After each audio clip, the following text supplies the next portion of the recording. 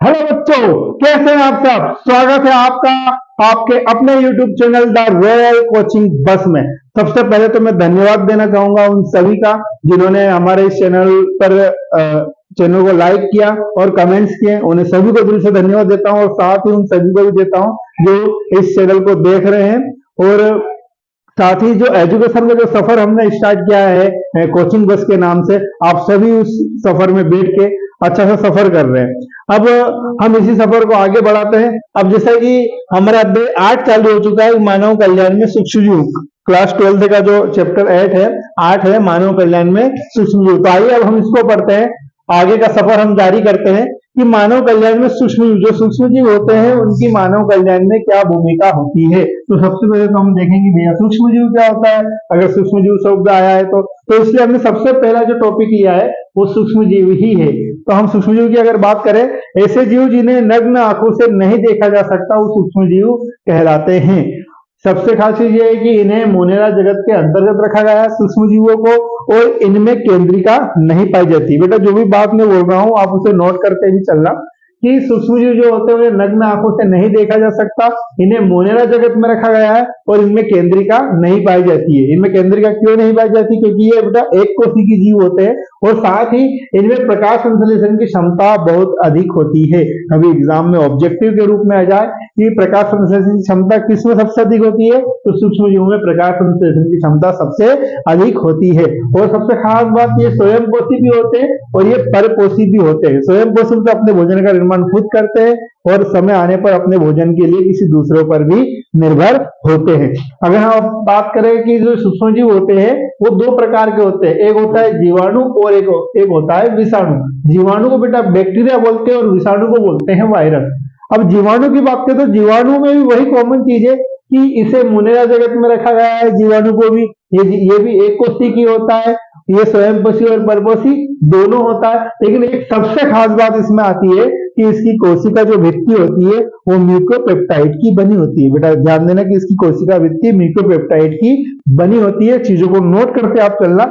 अब हम बात करें विषाणु की, तो विषाणु में भी वही कॉमन चीज आ जाती है कि ये एक कोशिकीय है, इसे मोनेरा जगत के अंतर्गत रखा गया है। और खास सबसे बात क्या है इसमें कि आप ये ऑब्जेक्टिव की दृष्टि से भी हमारे लिए बहुत खास है कि पृथ्वी पर पाया जाने वाला प्रथम जीव कौन है? विषाणु है, वायरस है। कि पृथ्वी पर पाया जाने वाला प्रथम जीव कौन है? विषाणु। अब इसके बाद हम बात करें, यह सजीव और निर्जीव दोनों अवस्था में होता है, यह सजीवी भी होता है और मृतजीवी भी होता है। अब बात करें इसकी एक सबसे खासियत है कि ये सभी जगहों पर पाया जाता है, सभी जगह, मतलब ये बर्फ के अंदर भी पाया जाता है, ये क्षारीय मृदा में भी पाया जाता है और ये अम्लीय मृदा में भी पाया जाता है। तो ये हमारे जीवाणु भैया थे और ये हमारे विषाणु भैया थे जिनके बारे में हमने पढ़ा। सूक्ष्म जीव के अंतर्गत ये दोनों भैया आते हैं, जीवाणु और विषाणु, बैक्टीरिया और वायरस।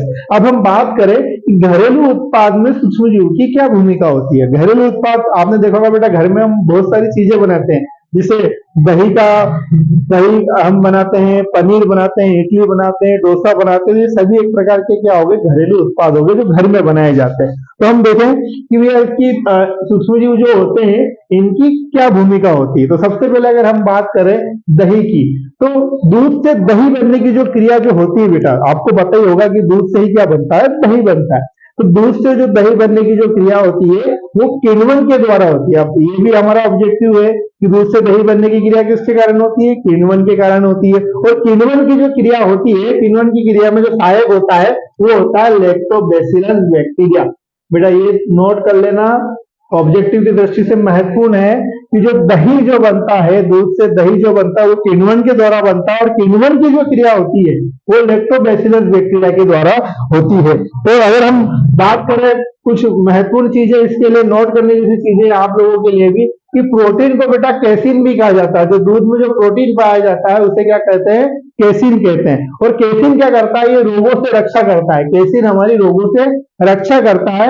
और शर्करा को लैक्टोज भी कहा जाता है, दूध में शर्करा भी पाई जाती है। जो शर्करा जो होता है ना बेटा, ये थोड़ा मिठास पैदा करता है शर्करा, तो इसलिए इसे शर्करा को लैक्टोज भी कहा जाता है। अगर हम बात करें, घर में इडली बनती है, उपमा है और डोसा। अब ये खाने की चीजें, ऐसा नहीं है कि बेटा कि आपको इन चीजों को देख के भूख लग जाए। खाने की चीजें घर पे आप डिमांड करें कि इडली उपमा डोसा खाना, कि सर ने तो हमने यही पढ़ाया है, तो बेटा हम यहाँ पे पढ़ रहे हैं और आपको अगर खाना तो आप खा भी लेना और थोड़े बहुत मेरे लिए भी भिजवा देना। अब देखो हम अगर बात करें इडली उपमा एवं डोसा की, तो इसमें सबसे खास चीज क्या होती है इडली उपमा और डोसा में, कि इसमें भी बेटा किण्वन की क्रिया होती है। इडली उपमा और डोसा में भी किण्वन की क्रिया होती है। किण्वन की क्रिया द्वारा इसमें बेटा CO2 उत्पन्न होती है। तो CO2 उत्पन्न होने के कारण क्या होता है, ये इडली उपमा डोसा बेटा फूल जाता है। आपने देखा होगा इडली फूली हुई होती है, तो वो किण्वन की क्रिया, किण्वन से CO2 उत्पन्न होती है, CO2 के कारण ये फूल जाती है। अब इसमें जो बैक्टीरिया जो होता है, जो सहायक जो होता है, जीवाणु जो सहायक होता है वो है स्ट्रेप्टोकोकस थिकेलिस जीवाणु इसमें सहायक होता है। अब हम बात करें पनीर, तो पनीर के में भी जो बैक्टीरिया है, आप यहाँ पे देखना मतलब लैक्टोबैसिलस जो है पनीर बनने में भी सहायक होता है। अब योगार्ट की बात करें तो योगार्ट में भी लैक्टोबैसिलस सहायक होता है। अब बटर मिल्क की बात करें तो बटर मिल्क में भी लैक्टोबैसिलस जो होता है बैक्टीरिया वो सहायक होता है। तो आप हम यहाँ पे देख रहे हैं कि जो लैक्टोबैसिलस जो है वो यहाँ पर कॉमन है। दूध से अगर जो भी चीजें बन रही है तो उसमें सबसे ज्यादा सहायक कौन है, लैक्टोबैसिलस। अब हम अगर डेयरी उद्योग की बात करें तो डेयरी उद्योग में चाहे पनीर बने, चाहे आपका योगार्ट बने, चाहे आपका पनीर बने, योगार्ट बने या दही बने, तो इन सभी की जो क्रिया जो होती है बनने में, उनमें सबसे ज्यादा लैक्टोबैसिलस ही सहायक होता है। अब हम देखें कि खास जो क्वेश्चन है हमारे लिए IMP है, आप लोगों के लिए IMP है, पनीर, पनीर कैसे बनाया जाता है।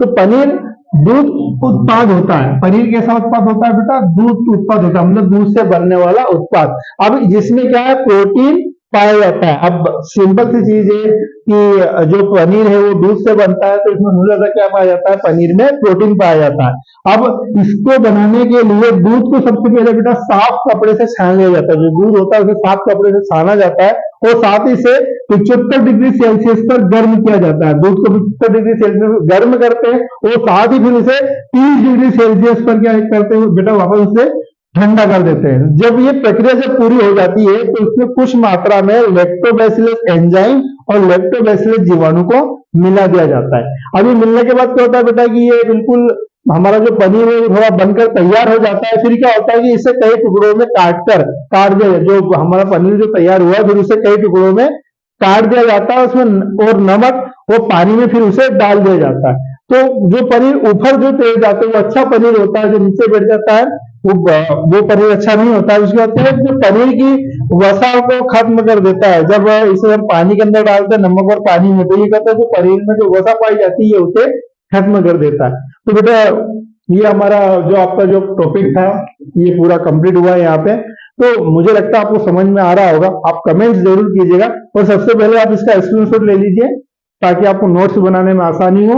और नोट्स बनाने में अगर आपको कोई भी प्रॉब्लम हो रही है तो आप हमें कमेंट जरूर करें, हम आपकी उस प्रॉब्लम को सॉल्व करेंगे। और साथ ही हम चाहते हैं कि जो शनिवार जो आता है वीक का, उसमें हम आपकी एक क्लास लगाएं, डाउट क्लास लगाएं, जहां पर जो भी आपके डाउट है आप हमें कमेंट कीजिए। तो शनिवार वाली क्लास में आपके उस डाउट्स को हम क्लियर करेंगे। अगर कोई सा क्वेश्चन है जो नहीं हो रहा तो आप हमें कमेंट करके बताइए, हम उसे वहां पर डाउट क्लास में क्लियर करेंगे। तो सबसे पहले तो आप इसका स्क्रीनशॉट ले लीजिए।